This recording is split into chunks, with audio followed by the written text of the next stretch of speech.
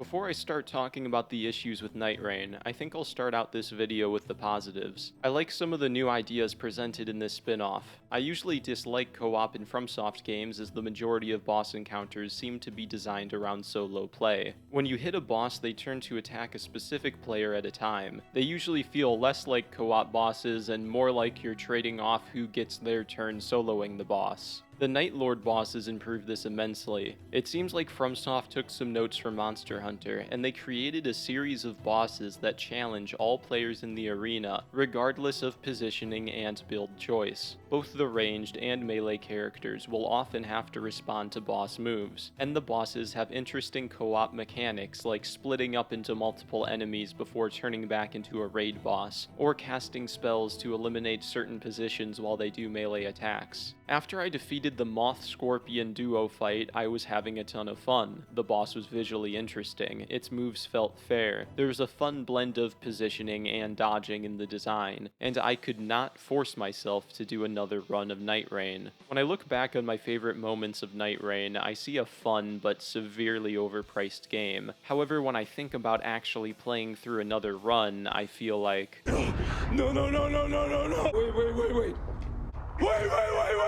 To let everyone know now, this video will serve both as a critique of Nightreign and, later on, as my final response to Gred, Loopine, and the FromSoft community as a whole. But before we get into YouTube drama, let's talk about the game. There are two main ways to criticize entertainment. You can criticize it as a product, or you can criticize it as art. As a product, Nightreign is completely unacceptable. You are spending $40 for 8 new bosses, and the privilege to fight a bunch of reskinned mobs and bosses on a time limit. They also did not bother to fix their online latency issues, or add any form of voice or text chat, or add an option for duo queue. FromSoft even went so far as to lock additional characters and bosses behind paid DLC with the $55 deluxe edition, when the $40 base game already does not have enough new content to justify the price. Everyone should remember that for Monster Hunter World's expansion, they charged $40 for 35 new large boss monsters. As a product, it is bad, but when viewed as art, it is extraordinarily confused. So much of this game's design is at odds with itself. Roguelikes are a genre all about replayability, so they tend to be fast-paced, have shortcuts or alternative paths to make every run varied, and they always throw you right into the action.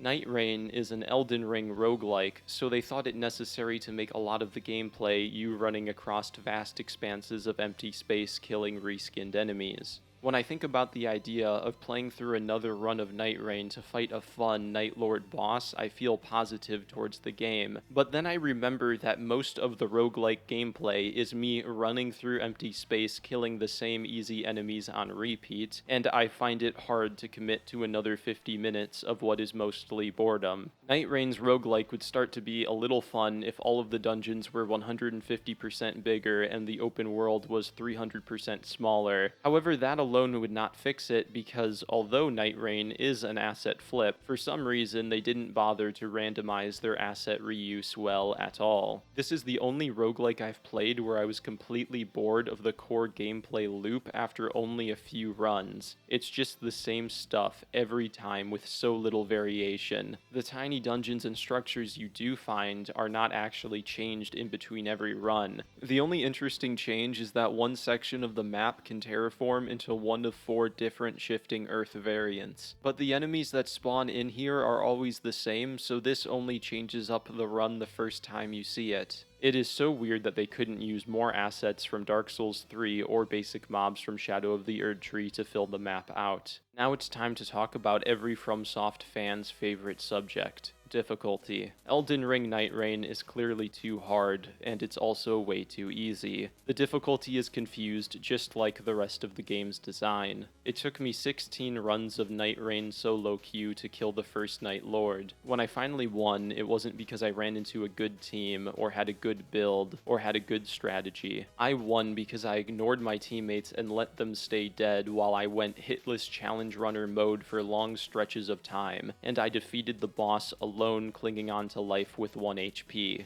When the game is so hard that the co-op bosses are too difficult for most players, then the game loses its unique Monster Hunter appeal, and just becomes basic Dark Souls combat, but you get ganked more.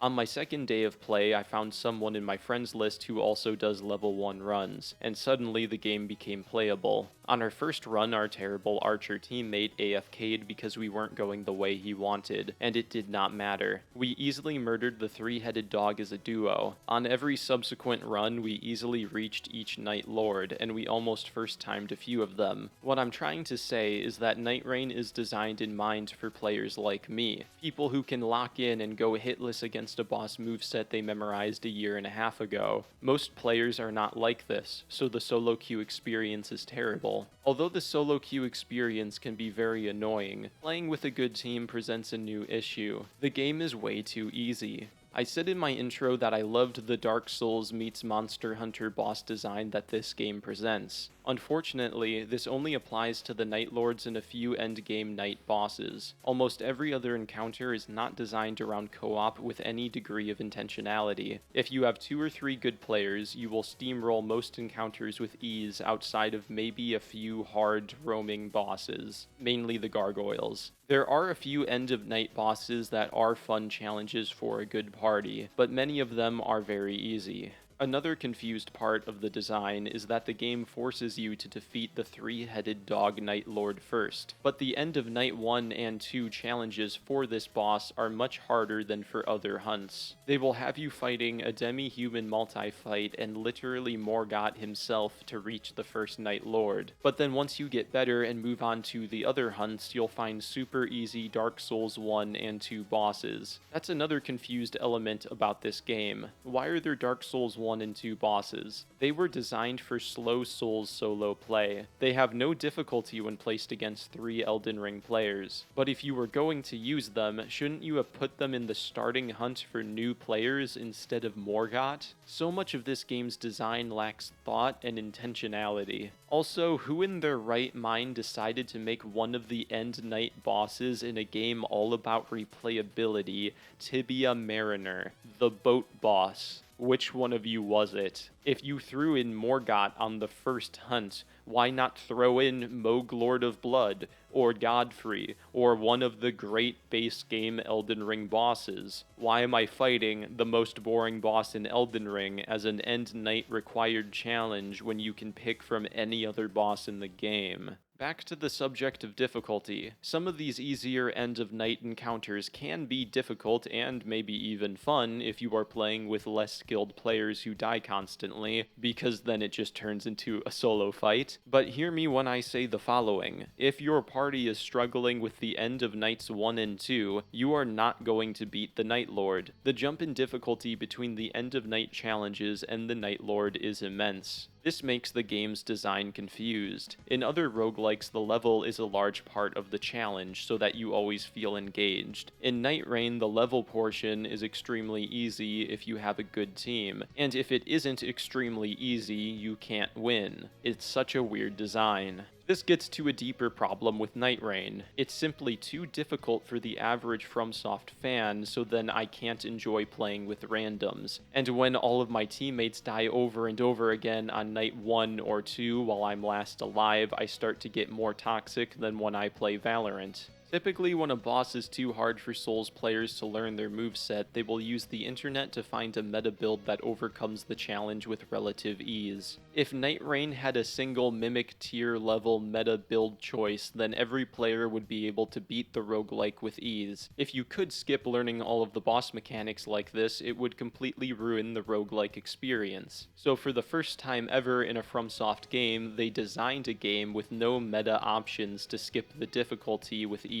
There may be meta strategies like exploiting boss weaknesses, but you'll still have to dodge roll well a lot, and those meta strategies will only make a big difference if all 3 players follow it. But there's no voice chat, so you can only do that if you're playing with friends. To me, Nightreign is the proof that the average FromSoft player has not gotten better at the games, they just stopped interacting with boss mechanics. And now that this game forces all players to dodge roll well, certain people just can't play it. I'd say that they should add an easy mode so that people who don't like getting two-shot can enjoy the game, and that I could enjoy the game playing casually with randoms. But if I do say that, then the FromSoft community will come to my door with pitchforks and 3 more video essays about why I'm stupid when I'm not even arguing the point for myself. I am arguing this point for all of my teammates who can't dodge roll to save their lives. Literally. Another issue with difficulty is the revive mechanic. Every time you die, another bar adds to the revive meter until it has 3 bars, and bosses are programmed to target players who start reviving a teammate, which makes it very hard to revive the teammate. Then once you revive them, they'll just die again because they're out of heals, and you just wasted all of those hits on a teammate rather than the boss. I would prefer it if the revive meter maxed out at 2 bars instead of 3 so that it would be easier to keep getting players up to beat the boss in jolly cooperation, rather than Feeble King nihilistically giving up on his teammates and going challenge runner mode.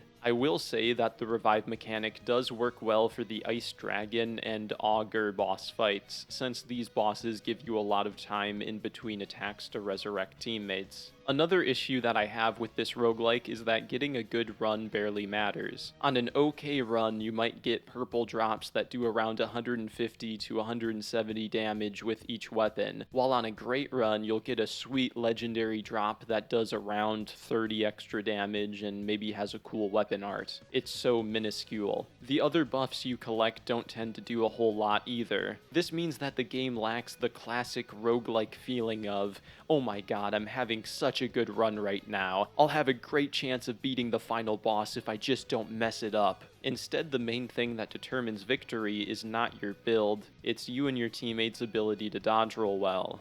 A big issue with Nightreign that I mentioned before is that each run is too long and too boring. When you look at an amazing roguelike such as Dead Cells, they make the enemy damage high and the healing amount fairly low, so there's always a pressure to beat every level mostly hitless. A skilled player can also zoom through Dead Cells to catch up to their death pretty quickly while maintaining a hitless flow state that is very fun and rewarding. In Nightreign, getting hit doesn't matter outside of the Night Lord and a few other bosses that can party wipe because they decided to spam sites of grace all over the map. I think they overdid the checkpoints because you need to visit them to level up, which I see as a bad decision. It adds more running across empty space to get back to the grace to level up, which I find boring. It would be better if you leveled up automatically, but they said you have to level up at sites of grace in Elden Ring, so we're just gonna do that in the roguelike without thinking if it's good or bad, and so that's what you have to do. Either way, when you combine the revive mechanic with the abundance of checkpoints and weak enemy encounters, it serves to make combat feel like the literal opposite of what a roguelike is supposed to be, which is trying to stay in a flow state while not getting hit since you don't want your run to end. It's also the opposite of what Dark Souls is supposed to be, which is carefully treading through a level trying to avoid all damage. One mechanic that makes the game too easy in the roguelike is the revive mechanic, but it also makes the game too hard against the Night Lord bosses because they don't incentivize you to revive your teammates. This is what happens when the balance of the game is completely out of whack. One element is too weak for one part of the game and too strong for the other. Maybe they should balance the revive mechanic so that you can only revive once while outside of end of night bosses before you die for good. But dying causes you to lose a level, and if you lose too many, then you will have no chance at winning, which brings me to another problem with the game. There is no surrender option, so they will just lock you into unwinnable runs with bad teammates. The solo queue experience in Nightreign feels like a lot when you're playing League or Valorant, and you get held hostage by a bunch of people who won't FF even though you're down like 8-9 rounds and you're not gonna win and you have no team synergy. That is what Nightreign feels like. If you don't like that experience and you don't have two competent Souls players to play with, I would not get the game. I was just trying to offer solutions to balance the revive mechanic, but then I realized that it would make other parts of the game even worse, because this game's design is so confused that I am having real trouble trying to offer solutions to it when the problem is almost all of the systems. So if I'm being so negative towards Nightreign, then why did I say that this game had the potential to be good in the title? It's because Nightreign does have the potential to be a good game, just not a good roguelike. Although these are not the most mechanically complex bosses FromSoft has designed, they are a lot of fun to fight with friends. And if the game was just Monster Hunter Dark Souls Edition, where you hunt bosses with friends and collect loot from their bodies, then that would be a great game. If the only part I like about this game are a few end of night challenges and the Night Lords, then they should just make that the entire game. Cut out all of the unnecessary fat. If FromSoft does let the B team fulfill their potential and make a Monster Hunter style game, I really hope they fill it with enough content to justify the price. Monster Hunter World gave players over 30 large boss monsters for $60, and its $40 DLC threw in 35 more bosses. That sounds like a good deal. Nightreign is a morally questionable cash grab with only 8 new bosses for $40, which is not acceptable. But what if the B team instead wants to make another roguelike or improve this one? Well, adding some randomness to the enemy variety and the dungeon layouts and shrinking the map would all help, but it still would retain a lot of the same issues in regards to difficulty. With a good party, it's too easy, with a bad one, it's impossible. Really, the only solution would be to design every encounter in the map to be challenging for all builds like in every other roguelike, which would require them to redesign every enemy type that was originally designed for solo melee builds to instead be designed to be challenging for co-op play and for all build choices. This is too much to ask for, probably. I also know that some people are mad that I just accused almost all normal mobs of being designed around solo melee play. I only say that because there are almost no mechanics to interact with if you are using a ranged build or ganking normal enemies with 3 players, especially when there are checkpoints everywhere, so what other logical conclusion am I supposed to come to? Now I'm going to do the thing that critics aren't supposed to do, where I explain how I would design a FromSoft roguelike and heavily imply that it would be better than this game. The hub world would exist on top of a giant dungeon. Very original. You and 1 or 2 friends enter this dungeon that has some traps and pitfalls where navigating the level during combat is part of the difficulty. Then after you kill the first few floor bosses and delve deeper into the depths of the dungeon, things start to get weird. There could be a random forest level even though you're underground. Then there'd be an underground city with a space skybox like in Elden Ring's base game. The entire dungeon will start to feel like reality is getting warped as you go down deeper into its depths. There could even be a pursuer type enemy that hunts you at random intervals and makes you feel like it's a horror game sometimes. A FromSoft roguelike has great potential. It's too bad that they thought open world empty space Fortnite roguelike was a better idea than a randomly generated tileset roguelike. Before moving on from Nightreign, I should address the title of this video. Nightreign is the worst roguelike that I have played. The thing is, the roguelike genre is a well-established, high-quality indie game genre that is always reasonably priced. I have never felt ripped off from a single indie roguelike that I have played, and I have never outright disliked a single indie roguelike. These games are arcadey and short, so they have to be cheap, but they are always very replayable, so you feel like you got your money's worth. Nightreign's core gameplay loop is not replayable at all. The solo queue experience is a nightmare because the game is too hard for most players who are not around my skill level. Solo queue is also a nightmare because of not having voice chat to plan the way that you navigate the world. And the core roguelike gameplay is so not fun that it prevents me from beating every single Night Lord boss even though I like the bosses. Nightreign is also both $40 and an asset flip, while every other roguelike I've played is $15 to $25 and have new assets that I haven't seen before. There is a solo mode in Nightreign that has gotten some balance patches to be a bit more fun, but I am not personally interested in it. It does fix some of my core issues with the roguelike, since getting hit matters more when your teammates can't revive you, but the core gameplay loop of running around the empty space killing reskinned enemies is not fun enough for me to want to deal with the high difficulty. From my perspective, it is not a question of whether or not this is the worst roguelike that I've played, it's just obvious.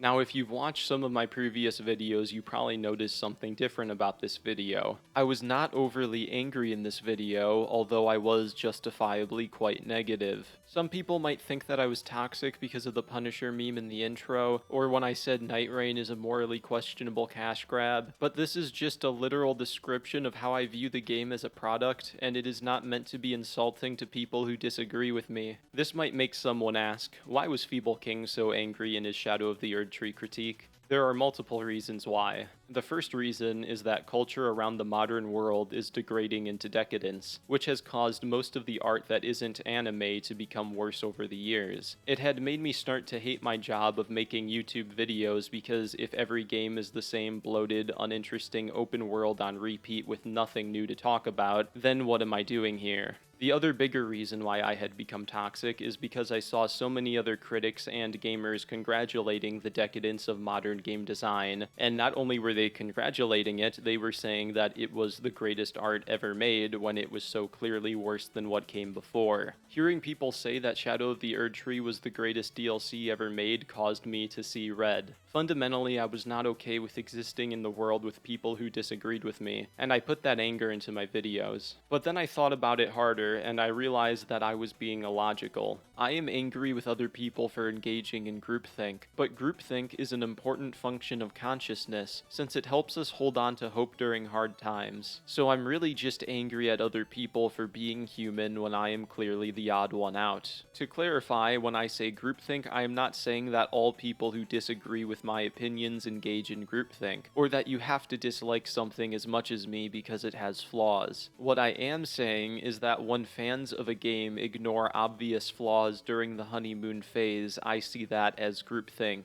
especially when the communities tend to wisen up after the honeymoon phase ends. I also think that the old version of myself carelessly took pleasure in destroying the beliefs of other people that went against my desires without understanding what I was trying to destroy. I said in my Shadow critique that these games aren't wholly religious symbols but just entertainment. However, I don't think that's true anymore. Now I'm going to get weird and start calling the Fromsoft community a religion again. And when I say religion, I don't mean that by the standard definition, obviously. What I mean is that the amount of meaning that Fromsoft fans derive from these games is more comparable to religion and politics than it is to a normal gaming community. It's a core belief for them. Always remember, H-Bomber Guy's Dark Souls 2 video drummed up more controversy than any video he made about politics. Before I explain why I think Fromsoft fans became religious, let me provide a few pieces of evidence. There will be much more later on. In Gred's video, he accuses the entire genre of video essays that are critical about Fromsoft games as being inauthentic for views, and he claims that negativity towards Fromsoft is not increasing because of design flaws, but because of critic brainwashing. It is common for certain extreme people in some religious or political groups to think that other people who genuinely disagree with them do not exist and they are all inauthentic, since they lack the ability to understand viewpoints outside of their own. This leads to the "everyone who disagrees with my beliefs is a grifter" phenomenon that we see on the internet nowadays. Gred might argue against this representation of his argument, since he seems to be okay with a couple of YouTubers who criticize Fromsoft like Matthew Matosis, but he also shows a ton of videos from creators in this space who are critical of Fromsoft when talking about how people are being inauthentic for views, which is what I am referring to here. Gred also told me and Joe that if we wanted to criticize Fromsoft, we should stop making videos and instead apply for a job at FromSoftware, and I suppose you shouldn't be able to criticize a meal from a chef unless you apply for a job at the restaurant. This is pure fanboy, don't insult the thing I like logic. Gred also thinks that if you like a game but the majority of your video is negative, then that alone is proof that you are being inauthentic, missing the fact that the negatives of a game or show you like can be more complex and take longer to explain than the positives. People might think that it's contradictory to accuse other people of groupthink, while saying that it's bad of Gred to assume that all negative video essayists are lying about FromSoft, but these things are not at all the same. I think that people who engage in groupthink genuinely believe all of the opinions they put forth. I just think that they are guided more by the group than by personal standards of game design that they hold close to their heart. One example would be the release of Tears of the Kingdom, where everybody said it was a 10 out of 10, but then when the honeymoon phase wore off, people could understand that it was not quite acceptable. I also think that all human beings, including myself, are affected by groupthink to a certain degree, as some of the morals that I hold, like me thinking that monogamy is good, is influenced by the Christian culture I was born in, and if I was born into a different culture, like ancient Rome, I might have come to different conclusions as a result of groupthink.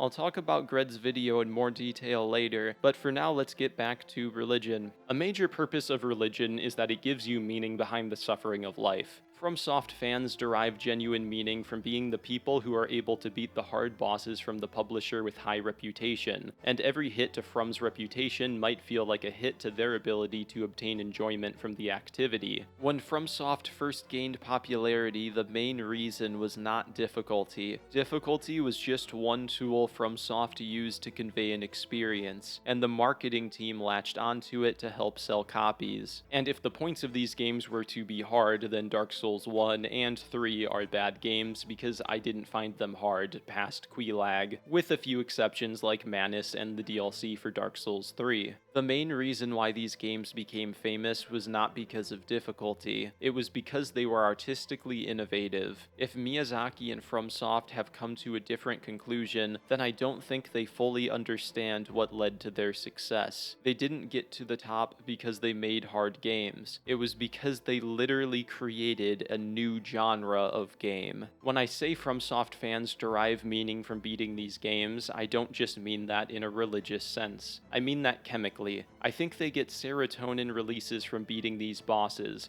serotonin being the chemical that makes you feel truly fulfilled, while dopamine is focused on short-term enjoyment. Dopamine is super easy to come by for modern people through the internet, but as a species we are serotonin starved, and we are starved of meaning. Meaning and serotonin is also harder to come by now than ever before. Around 1 in 5 Gen Z people in first world countries are NEETs. Most of us don't date, we don't work. If we do work, we work at a job. We can't afford a house. Hell, we can't even afford the latest overpriced FromSoft products, for God's sake.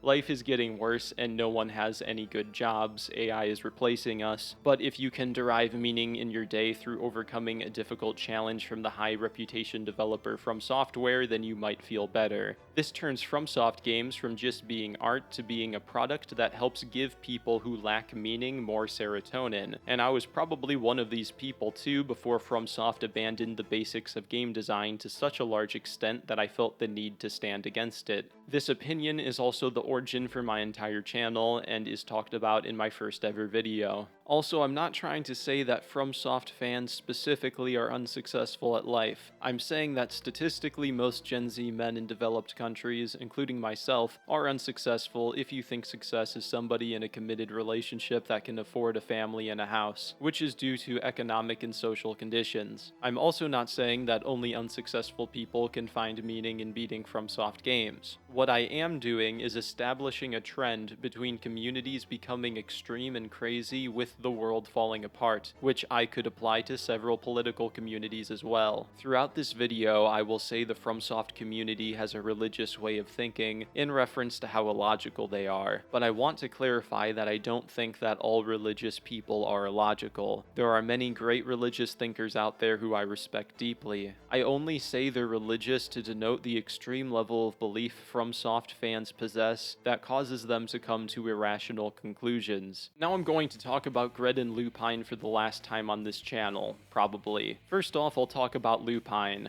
I only ever watched his first response to my In Defense of Elden Ring video. In my video, I pointed out how he said that he didn't know how to fight the bosses melee without hit trading until Melania taught him how to play the game.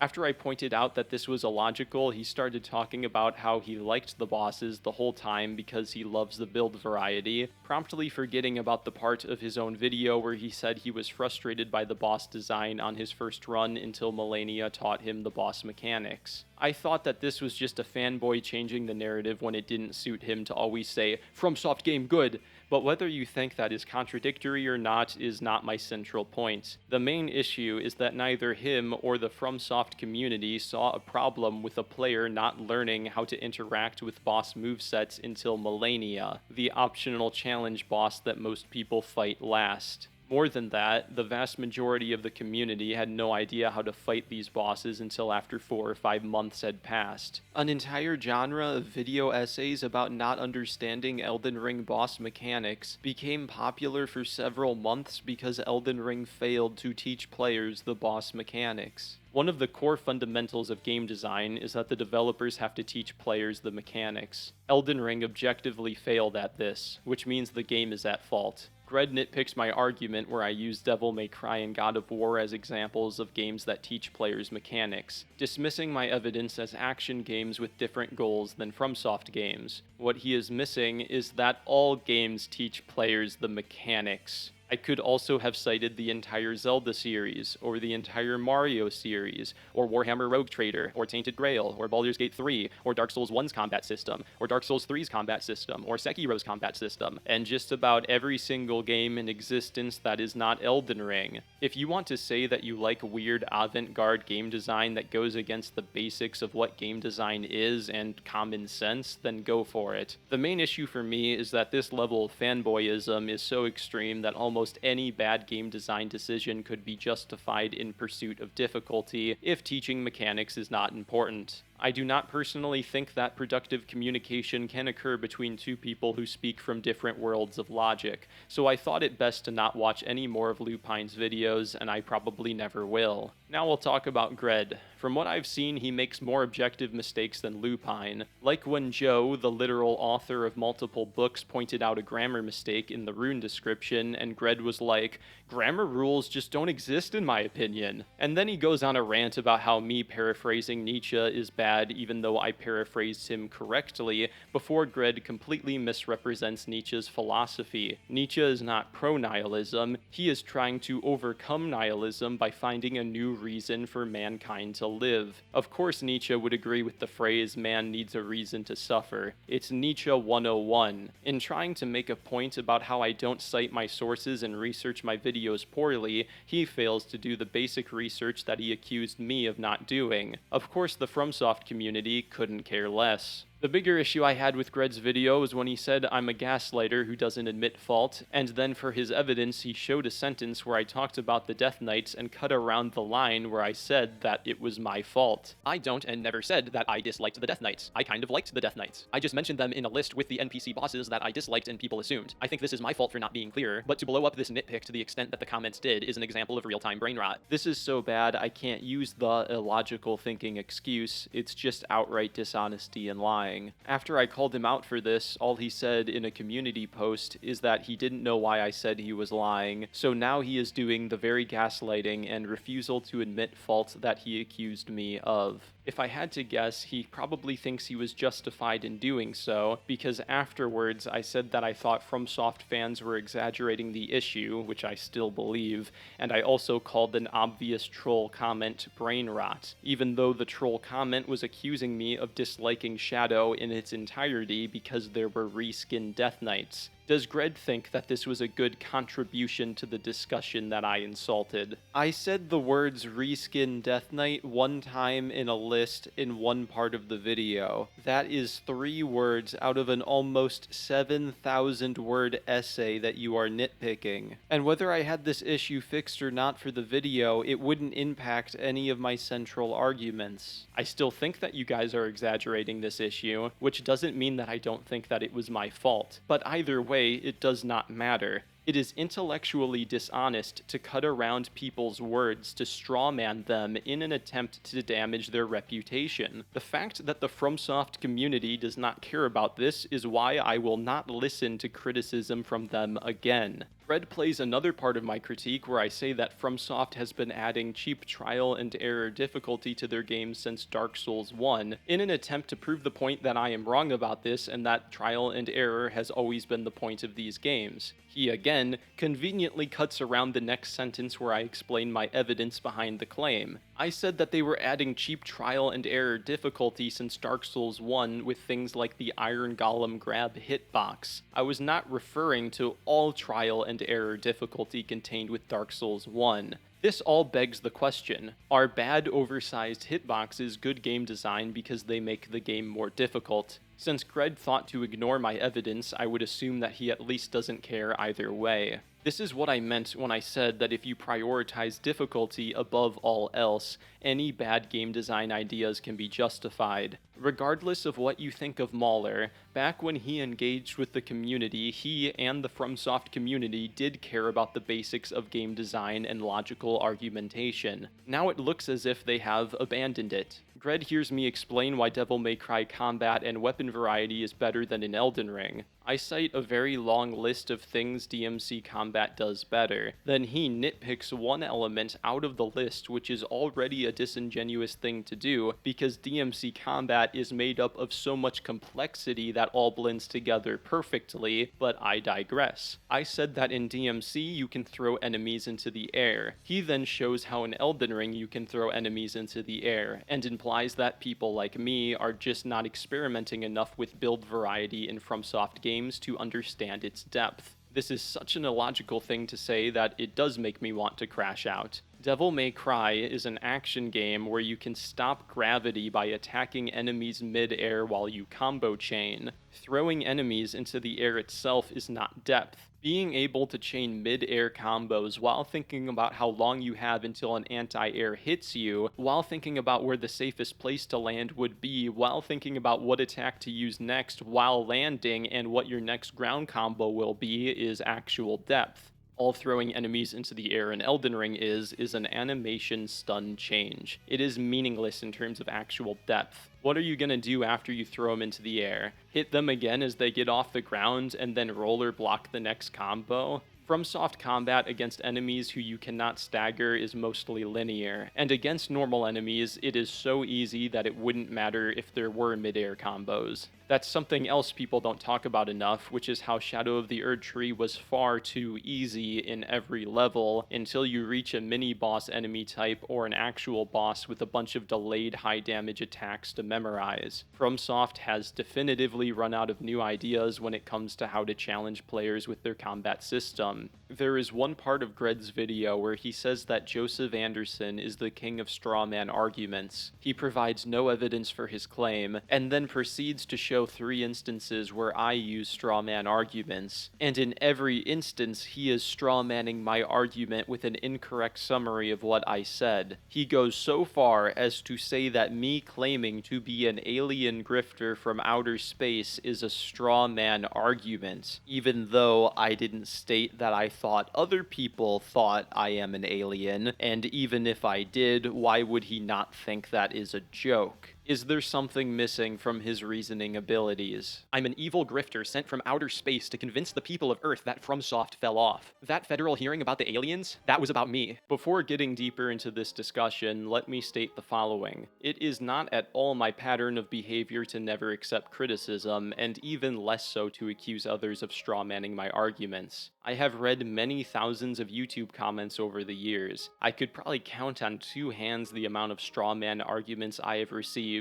outside of the FromSoft community, and they're all from Nintendo fans. False grifter accusations are more common than strawman arguments from most communities. I also have a tendency to agree with criticism of my videos. I agree with the criticism that I was too toxic and angry in my Dragon's Dogma 2 and Shadow of the Erdtree videos. I had mixed my anger with other people with my anger of the art, and that was wrong of me. I also think that I overhyped base game Elden Ring a bit in my original critique of that game. That's not to say that I dislike the base game, it's much better than Shadow and Nightreign, but all that best game ever talk was the honeymoon phase. I also started reading books despite saying that I did not do that in that critique. Moving on, I agree with criticism from the Vinland Saga community, as I made a few mistakes in my recap of the series. I also agree with criticism from the Devil May Cry community that I did not play enough Nero to have a definitive opinion on the overall quality of his gameplay, although I still stand by the statement that he should have real weapon switching if he becomes the main character of Devil May Cry 6. I don't agree with the criticism from the Persona 3 community, but they don't strawman my arguments and I respect their opinion. I am perfectly fine with agreeing to disagree with the community, as long as they don't misrepresent my arguments. So if my pattern of behavior is to either agree with or not mind criticism, then why do I tend to not agree with the Fromsoft community? Well, let's talk about how they argue. Fromsoft fans have no interest in discovering the truth. They are interested in winning the debate, and they jump to extraordinarily illogical conclusions in an effort to win. One example is Gred's video where he explained how Joseph Anderson is a roast comedian. His evidence for this was mostly made up of bad clips from Joseph Anderson's first ever video series that he himself said was bad, and a few clips from his Shadow critique where he was the nicest he's ever been to a game with obvious flaws. Now, anyone with a sense of rational thinking would know that this is a bad faith, disingenuous argument to nitpick somebody's bad first ever video series to call them a roast comedian, but the Fromsoft community doesn't have a sense of logic, so they don't care. Joe is a roast comedian. Gred proved it with Joe's first ever video series, I guess. This brings me to my bigger issue with the way Fromsoft fans argue. The way they argue is that they find the worst part of a person's YouTube video or character, and they attack the weak point while ignoring the creator's central arguments. Regardless of your opinion on the flaws that are widely believed to be true about Saint Trina and the Death Knights in my Shadow critique, they really don't matter since they are not my central arguments. They're just a couple of janky parts of the video in the beginning where I didn't fully explain myself as clearly as I could have. The Fromsoft community is clinging on to these nitpicks to ignore the genuine arguments about the poor extrinsic rewards and the shallow exploration that seems unfinished, and clearly does not compare to the base game. Maybe you guys do this because you know that these criticisms do make logical sense deep down, and that makes you upset, so you attack the weak point harder to defend Fromsoft's reputation. If I made any mistakes in this video, no matter how small, expect many comments to hyperfixate on this one thing while ignoring everything else, and if that fails, they might bring up nitpicks from other videos, and if that doesn't work, they might invent strawman arguments. Keep the faith. Now, that's not to say that none of the things Fromsoft fans say are true. They are correct in saying that I should have cited Joe in the subjectivity is implied sentence of my second Shadow video. It had been a year or two since I last saw that video from Joe, so I didn't remember how similar the beginning of the sentences sounded. But since I was intentionally referencing that video in the second half of the sentence when I said the video title, and the thing about not wanting to say in my opinion in every sentence, I should have cited it anyways. Gred surrounding this claim with loads of objectively untrue statements made me less receptive to the criticism, which is a sentiment that could be expanded to all criticism that I receive from the Fromsoft community. There were some lines in my first critique of Shadow where I wrote a claim in a broad way instead of a specific way, like when I called the DLC absurdly lazy. Now, I would call the open world encounter design absurdly lazy, and the reward system, but the DLC as a whole is not absurdly lazy because of the work they put into the visuals. Overall, I would say the DLC was pretty lazy for a Fromsoft game, but not absurdly lazy. I think some people understood what I was saying, because in context, I put the absurdly lazy claim right before I explained the disappointing exploration, but I still should have been more clear. I also think that some people have tuned out everything that I have said up until now because I said Shadow of the Erdtree is not terrible, despite clearly implying it in my original critique. And hey, I agree with the criticism. In an effort to appear more positive than I really was, I said a half-truth, which was dishonest of me. Do you want to know the whole truth? In order to explain that, we'll have to talk about anime again. I hate Demon Slayer. It is everything that I don't like about anime wrapped into one product. Shallow, repetitive characters who feel more like unfunny gimmicks than actual people, flashbacks in every episode, and terrible combat writing. Either way, I don't think Demon Slayer is terrible. That is solely because it it looks so good that I logically decide to add a point out of terrible and give something that I resent a 4 out of 10. I have to respect that it is visually one of the best anime ever made, even if in terms of writing it is terrible. I have the same opinion of Shadow of the Erdtree. In terms of game design and exploration, I think it's terrible. I do hate it. The game is not only style over substance, but it's difficulty over substance. Reused level design ideas in a bloated open world with poor exploration and even worse rewards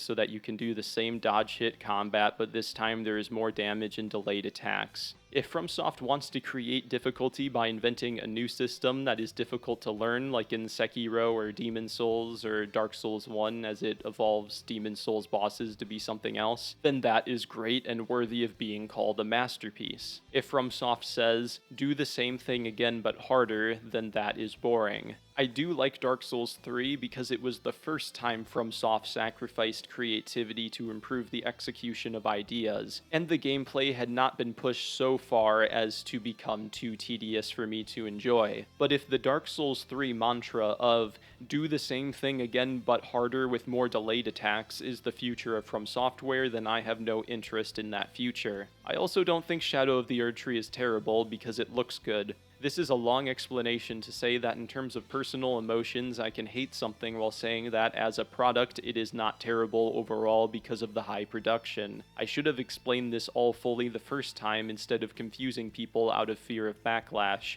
and I am sorry. I let the pressure from a somewhat insane community affect me. I did this because I felt like I had done something wrong, but I did not know what that was, and I also knew that the FromSoft community was too crazy for me to use as a marker of reliable criticism. I now know that the main thing that I did wrong was not my negative opinion, but the fact that I was putting extra anger into my videos because I was not okay that other people disagreed with me. I will not ever say a half-truth again to the FromSoft community, and I will always be just as negative as I feel. Oddly enough, the way that I feel about Nightreign is the inverse of Shadow. I don't personally hate it because it can be kind of fun with skilled friends, and I like many of the 8 Night Lord bosses, but as a product, it's terrible. And oh boy does the roguelike part of this game get boring after a few hours. It's a deeply flawed asset flip with a few fun ideas that should cost $20 at the most. Probably more like 15. So I feel like it's a 4 out of 10, but I'd rate it a 3 as a product. While for Shadow, I feel like it's a 3, but I'd rate it a 4 out of respect for the visual arts. Now I'm going to transition back to talking about Gred and the FromSoft community. In my Shadow critique, I accused the FromSoft community of being cult-like. Many people were upset at me as it felt like I was attacking the entire community. I was not. I was talking about people like Gred, who I saw in my comment section. In Gred's video, he accuses the vast majority of critics who analyze the flaws in FromSoft games, while also having a positive opinion of the majority of FromSoft games, of being inauthentic for views, and he says that negativity towards FromSoft is not increasing because of stagnation or design flaws, but because of critic brainwashing.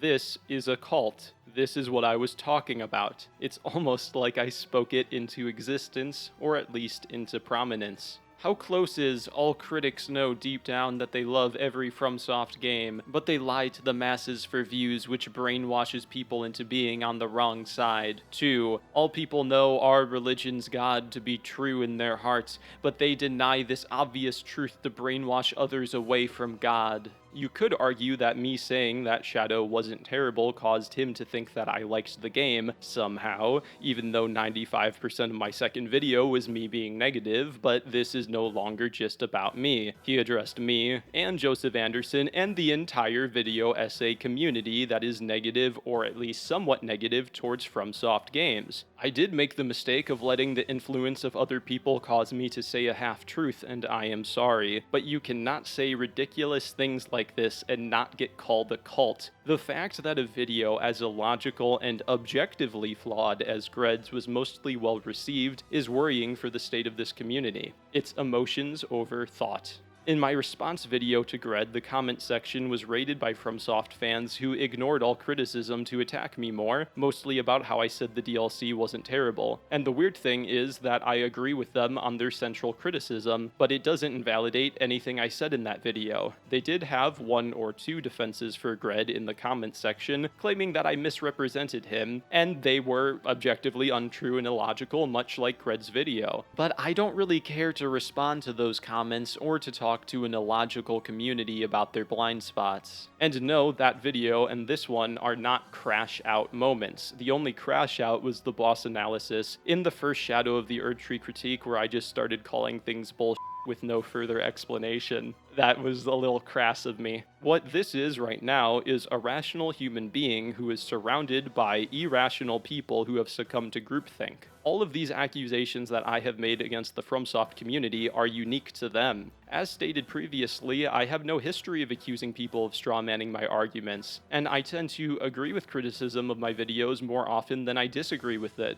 This is because a lot of crazy people have overrun the community, which should be obvious to all rational thinkers who are not guided by groupthink.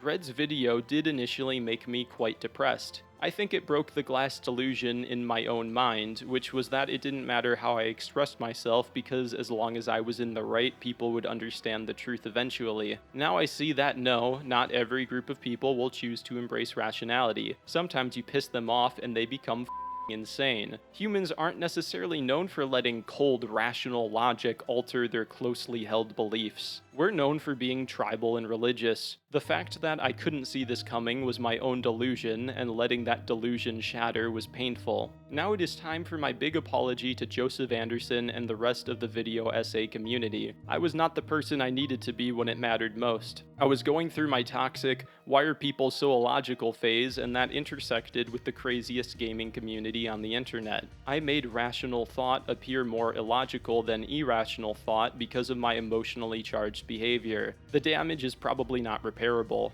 I now think that it was wrong of me to mention Joseph Anderson at all in my second video or connect him with myself in any way. I didn't really think it would matter, but looking back on it, connecting myself, a historically toxic person, with Joe caused the FromSoft community to evolve to a new level of insanity. It also dragged Joe, a man with no desire for YouTube drama, into the center of drama when he tried to be as nice as possible in his shadow critique. If Joe does end up feeling the need to talk about me or the drama, I will feel very embarrassed. There's a good chance that Joe might not like me, or at least might be upset with me because of the way that I have acted in the past. I am sorry, and I will stop talking about you all of the time, but I couldn't avoid it in this video for obvious reasons. I will now explain how I feel about Joseph Anderson in the only way that I know how, which is through interpretive Breaking Bad memes. We had a good thing, you stupid son of a... It was perfect, but no, you just had to blow it up. You and your pride and your ego.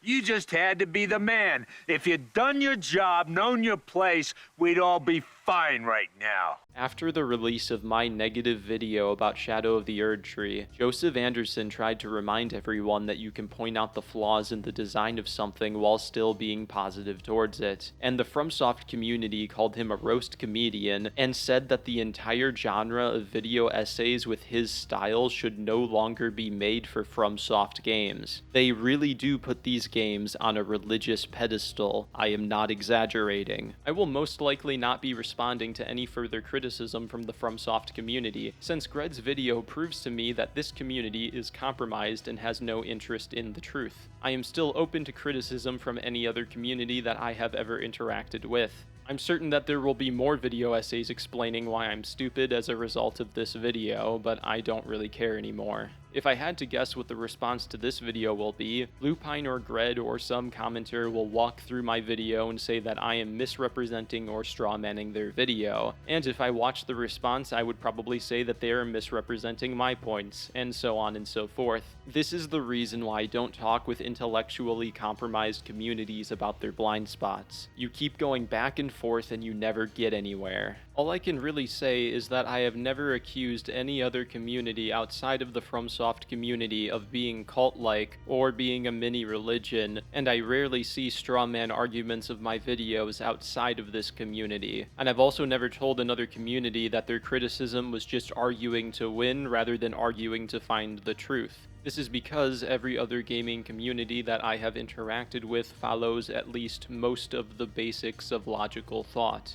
From my perspective, the weird ones are the FromSoft community, and everyone else is normal. And always remember, all it takes is a couple of flaws in a video or a critic for the FromSoft community to hyper-focus on those flaws and ignore all the flaws of the game itself or of themselves. I am also certain that this video will not and cannot be received well from the FromSoft community. More than that, I don't think that they will understand many of the things that I have said in this video because I was not holding back the complexity of my ideas at all. And FromSoft fans have strawmanned much simpler arguments than the ones presented in this video. I think FromSoft fans act in an illogical way because they want to protect the genuine sense of meaning that they derive from overcoming FromSoft games. The fact that every game is set in a collapsing dystopia, while our real lives are set in the collapsing dystopia of the modern world, probably strengthens this connection that you have with the art. The fact that Miyazaki was able to create a sense of belief so strong with his revolutionary game design ideas is both a testament to the power of art and Miyazaki as a game designer. However, I still believe that if a religion abandons logic to too large of a degree, then there will eventually be a consequence. And to all of the comments who said that they wanted YouTubers to move on from this negative style of video essay critique, my response is that I will never change. If FromSoft innovates again with decent execution, expect a positive video. If they stagnate and do the same thing again but harder while failing at the basics of game design, or they create a product that is a ripoff, then expect negativity. To end off this video, I'll say this. There is a weird type of groupthink running through the FromSoft community that I have never seen before in any other gaming community. I don't think that I will be able to sway the majority back to the side of rational thought, and maybe you don't agree with me on every point, or maybe I did make a mistake, but if you are an independent, critical thinker, then you should be able to identify what is true or false without being guided by the group. And you are the type of person that I made this video for.